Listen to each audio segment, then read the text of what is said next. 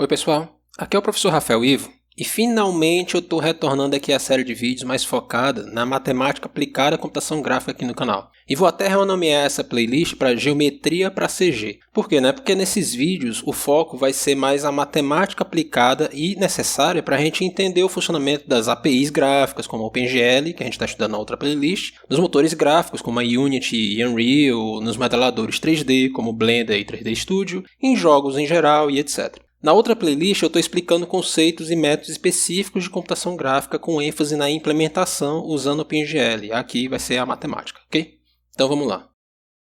Na aula passada eu mostrei 5 transformações geométricas básicas num espaço 2D simples. A translação, que muda um objeto de lugar.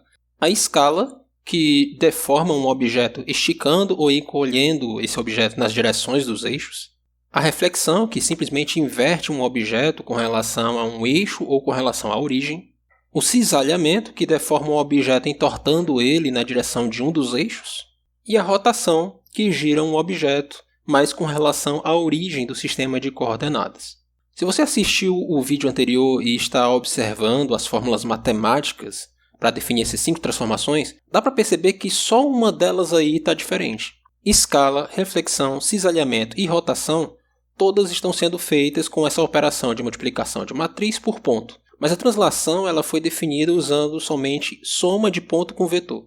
E aí você poderia pensar assim, né? Sim, e o que é que tem, né? Deixa a translação desse jeito mesmo, é só implementar ela diferente das outras. E a resposta para essa pergunta ainda não vai ser respondida nesse vídeo, mas vamos chegar lá no próximo. Por enquanto, apenas confie em mim que é muito importante que todas as transformações sejam feitas por multiplicação de matriz por ponto, beleza?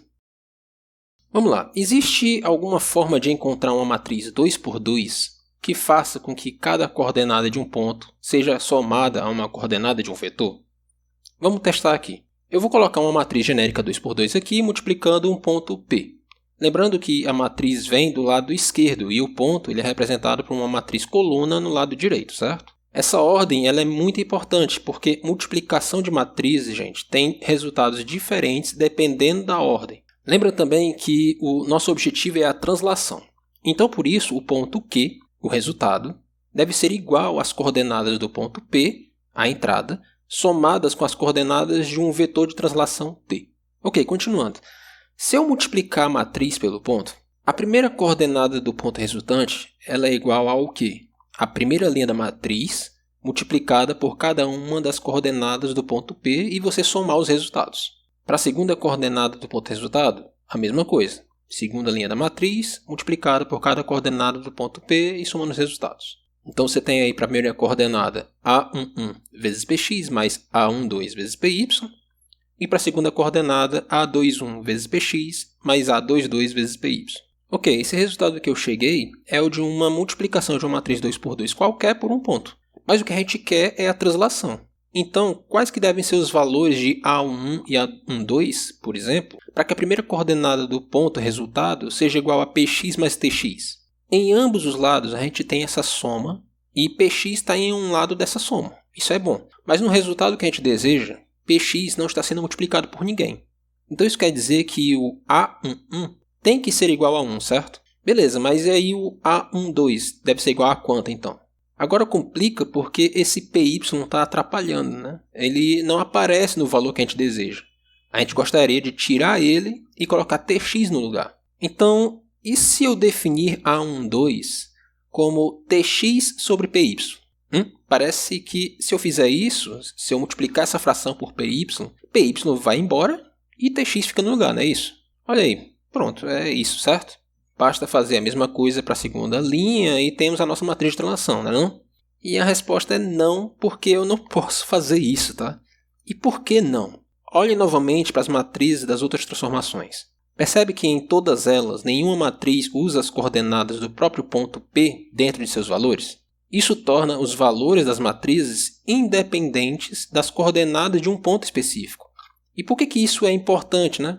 Porque se a matriz ela é independente das coordenadas de um ponto, eu posso pegar essa mesma matriz e aplicar sobre todos os pontos de um objeto, sem precisar ficar recalculando a matriz para cada vértice de um objeto. Certo? Então, O que isso quer dizer, né? Quer dizer que a translação é uma transformação que não pode ser definida como uma multiplicação de uma matriz 2 por 2 em um ponto? É exatamente isso, é basicamente impossível.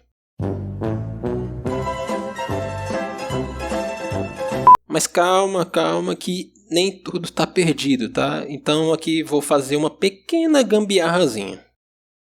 A gambiarra é a seguinte, eu vou adicionar uma coordenada a mais no meu ponto. Mesmo ele sendo 2D, sim, mesmo ele sendo 2D, só que agora esse ponto vai ser definido por 3 coordenadas. As duas primeiras continuam sendo o x e o y que a gente conhece. Mas a última eu vou chamar de w, e ela tem um nome especial, ela vai se chamar coordenada homogênea. E por enquanto só aceite o seguinte, todo ponto vai ter coordenada homogênea igual a 1. E por quê, né? Só confia.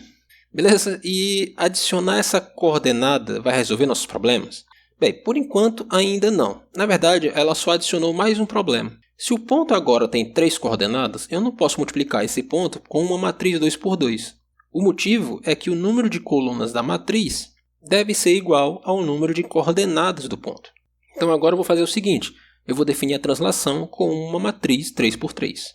Certo, e aqui estamos novamente naquele exercício de multiplicar uma matriz genérica, dessa vez 3 por 3, pelo ponto P, que tem coordenadas px, py e 1.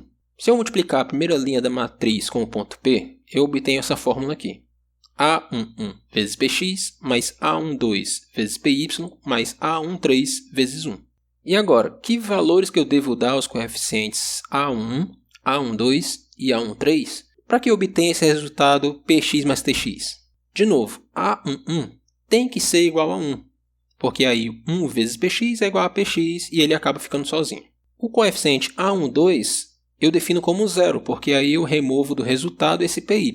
E no lugar de A13, coloco tx, porque ele está só esperando ser multiplicado por aquele 1 que eu disse que para você colocar e você confiar, né? Então, tá aí a primeira linha obtido com resultado com sucesso.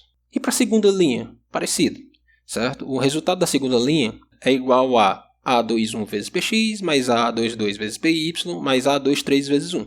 Dessa vez, a gente quer descartar px. Então, a gente define A21 como 0 e, para manter py sozinho, definimos A22 como 1.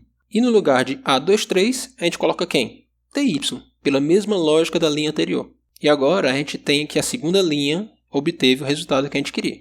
A última coordenada do nosso resultado, a gente quer que seja igual a 1, certo? Por quê? Porque o resultado de uma translação de um ponto é outro ponto. E se a gente está definindo que todos os pontos vão ter coordenada homogênea igual a 1, a gente tem que manter isso desse jeito, mesmo depois da transformação. E para que o resultado seja 1, a gente tem que zerar px e py, colocando no lugar de A31 e A32 o valor 0. E aí eu coloco 1 no lugar de A33, porque 1 vezes 1 é igual a 1. E aí está, essa é a matriz de translação usando coordenada homogênea. Professor, eu achei meio complicado de decorar essa matriz de translação, né? Beleza, tem uma dica aí para você. Sempre que for criar a matriz de transformação de translação, comece com a matriz identidade. Por que ela? Porque a matriz identidade multiplicada por qualquer ponto não altera o ponto, certo? Então, tendo aqui a matriz identidade, agora você insere o vetor de translação na última coluna da matriz 3 por 3. E pronto, aí está a sua matriz de translação. E observe que agora os valores da matriz não dependem das coordenadas do ponto. Então essa mesma matriz pode ser aplicada em todos os vértices de um objeto. Eu sei que se por acaso tiver um matemático assistindo aí o vídeo, não me crucifique por ter chamado a técnica de coordenada homogênea de gambiarra, ok? Gente, na verdade isso é um artifício matemático. Eu criei uma dimensão a mais para a gente ter uma solução. Você já usou números complexos? É a mesma coisa. Eu não vou entrar em detalhes, mas pense um pouco a respeito, certo? E você vai perceber que é mais ou menos a mesma coisa. Certo. Agora, só tem um problema com essa solução aí para a translação. É que ela continua diferente de todo mundo. As outras transformações elas foram definidas como matrizes 2 por 2 e a translação como matriz 3 por 3, certo? Então, para colocar um ponto final nisso, basta fazer o seguinte. A gente vai ter que mudar todas as matrizes de transformação de todas as outras transformações para matrizes 3 por 3.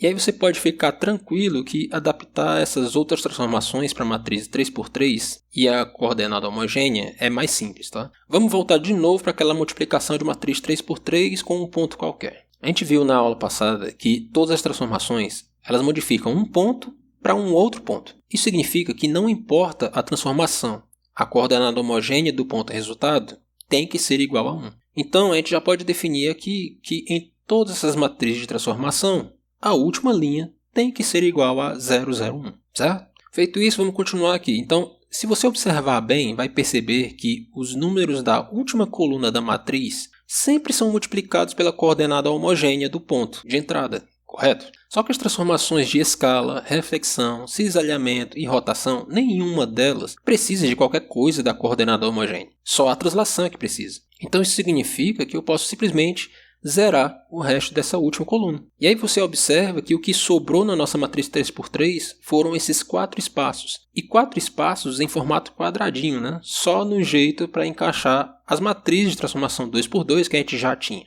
Ou seja, todas as transformações agora podem ser definidas como multiplicação de matriz 3x3 com ponto.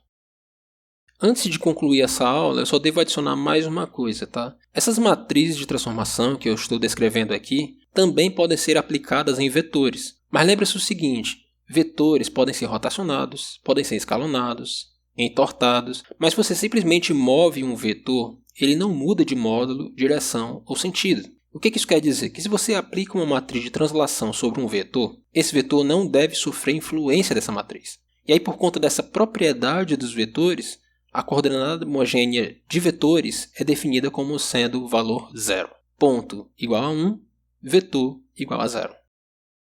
Bem, pessoal, por hoje é só. Coordenada homogênea permite que as principais transformações usadas em computação gráfica possam ser definidas em formato matricial. O motivo desse formato ser eficiente em computação gráfica vai ser entendido no próximo vídeo. Se você gostou, curte o vídeo e compartilhe com quem você acha que vai gostar também, tá? Dúvidas e sugestões, deixa aí nos comentários. Até mais!